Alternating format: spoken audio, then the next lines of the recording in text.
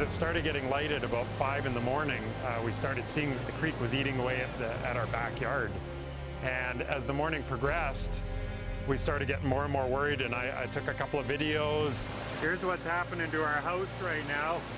And then we sort of went into panic mode. We didn't know what to do and what to grab. All coming straight down at our foundation. We had no idea the creek was running out of control, and we got up and could just hear this roar, and came and looked through the dim light and could just barely see that our little tiny creek behind our house had turned into a raging torrent. The creek, the river, whatever you want to call it at this point, is still lapping right at our foundation. We were out of the house for just over 2 months, living in a hotel here in Canmore with our dog and cat. Business-wise, I was unable to work basically for 3 months, so I was very fortunate that my business can survive that. We'll be looking at $115,000 in flood damage by the end of it. A lot of these foundations have cracks all throughout them. Some of them gave way completely underneath, where the contents of the house actually fell out. It was a pretty disastrous scene here in the days right after it happened.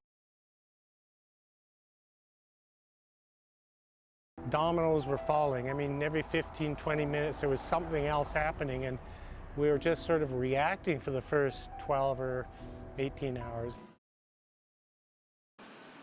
Canmore was fairly significantly impacted by last year's floods. A major creek that runs through a residential area called Cougar Creek overtopped its banks, and we had significant flooding in that neighborhood.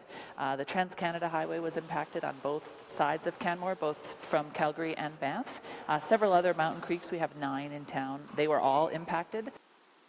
To rebuild, a lot of residents, especially along Cougar Creek who were affected, have rebuilt and been able to get back into their homes. The majority of people are back in their homes on Cougar Creek.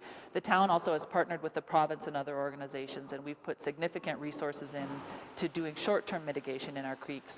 Specifically in Cougar Creek, that's where the most mitigation has happened.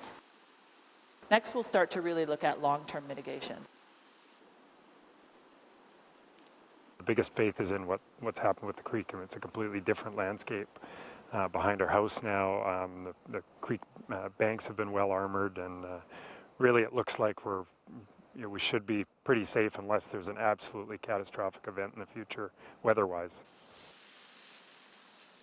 People are bonded now as a neighborhood and a community in a much stronger way than they were before. Friendships have developed between neighbors that maybe didn't even know each other before, and now they actually share quite a bit. I barely knew any of our neighbors, and neither did my wife, and now we know just about everybody along the creek.